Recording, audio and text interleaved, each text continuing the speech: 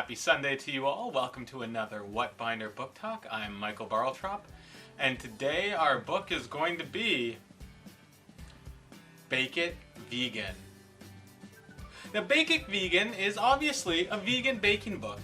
And here's the thing about some vegan baking books. Some of them, well, they give vegan baking a bad name. For example, I'm going to read to you the ingredients in this first recipe. Alright, so this is a chocolate cake. What do we need to make a chocolate cake? Well, I will tell you.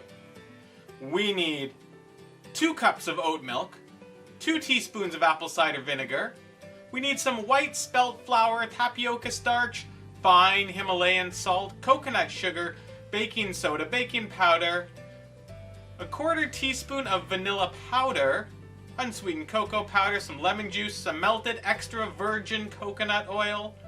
We need unrefined cocoa butter. We need a cup of soaked cashews. We need some water, and of course we need the chia seeds. Then we need some more of that fine Himalayan salt, some lemon juice, some agave syrup, some more vanilla powder, a pinch of cinnamon, rum, and unsweetened cocoa powder. And here's the thing.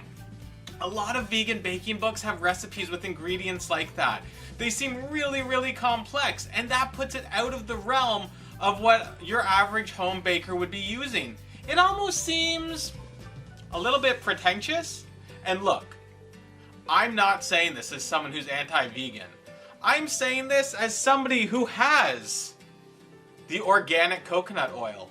I'm saying this as somebody who has the giant bag of cashews and always has a cup or 2 of them soaking overnight. I'm saying this as somebody with way too many chia seeds. What else do we have down here? We've got our Flaxseed Meal. And remember when they called for that tapioca flour? Yeah, I know how to use that to make vegan cheese. And over here, nooch. You can never have too much nooch, or nutritional yeast, as some people might call it. So I am saying this from somebody who does a lot of vegan baking. In fact, all of the chickpeas that I have these more for the bean juice inside, or aquafaba, if we want to say it the fancy sounding way, more than I have it for the actual chickpeas. Because if I want to make a meringue, I can't use eggs. I've got to use the juice from in here. So when I see a chocolate cake recipe for that, I think, that's just going to be putting people off. Fine Himalayan salt? What about a pinch of salt? But if I'm being honest, this book right here, it's amazing. Alright? Yes, the ingredients do seem a little bit much. But this says it's the best vegan tiramisu, and I'm going to tell you, this is the best vegan tiramisu. One of the reasons is, this recipe calls for the right amount of rum. It calls for the right amount of coffee. It calls for the right amount of everything to be delicious. This is a fantastic, wonderful recipe that will, yes, use your apple cider vinegar, and will use your tapioca starch, and will use your coconut sugar. And yeah, at the end of the day, you can make your own coconut sugar by just putting coconut into a food processor and giving it a good go. So you can make all of these things. And this recipe is delicious. I even like how it says maybe you want to serve it in this glass jar instead of in what you made it in.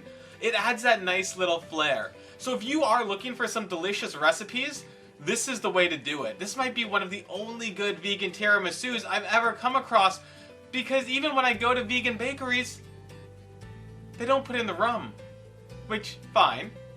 I get that, especially in Canada. It's about $7 of rum that this recipe is calling for. But lately I found they don't even put the coffee in.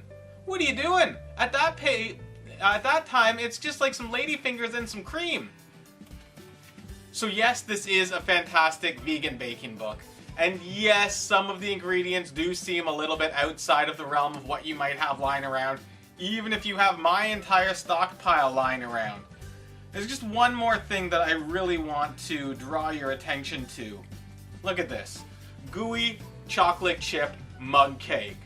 Alright, this is a fantastic mug cake right here. What is a mug cake? It's a cake you make in the mug. And what's it calling for? It's calling for your oat milk at room temperature. It's calling for some lemon juice, some applesauce, some maple syrup, some extra virgin coconut oil, some vanilla powder, some brown rice flour, some baking powder, a pinch of salt, vegan chocolate chips, and some fruit jam, and homemade Nutella. Homemade vegan Nutella. Wow, because that's something that's very hard to find in stores. So here's the thing. If you're a vegan baker, you know how to substitute. You've done it all your life. Because you take normal recipes you find online and you figure out, well, what can I replace there? What flour can I use here? What other types of nut milk can I use here? And you know what you're doing. So even when you come across a book like this and you don't have fine Himalayan salt, you know what to do and you know what that means for you. So at the end of the day, I really do think this is a great recipe book. If I come across a recipe book and there are 3 things that I can take away from it, it's done its job. Especially if you're taking it from the library. Thank you, Toronto Public Library. So that's what I think. I think this is a great book, and it gives me a lot of opportunities to expand my vegan baking horizons. Because I have friends, I have family who can't have dairy, who can't have egg, who are vegan, who are vegetarian, and you want to make sure that when you're making something, it's something that everyone can enjoy. And this book, it really gets to the heart of that. So if you've read this book, or if after having seen this book talk, you're thinking, I want to get my hands on that book, please, by all means, jump into the comments below and let's have a discussion. If you have any recipe tips or great links to fantastic recipes that I need to know about, put them down below. I'd love to check them out. I'd love to make them. Who knows, maybe we'll see some pictures of them sooner rather than later. Until next Sunday, be well.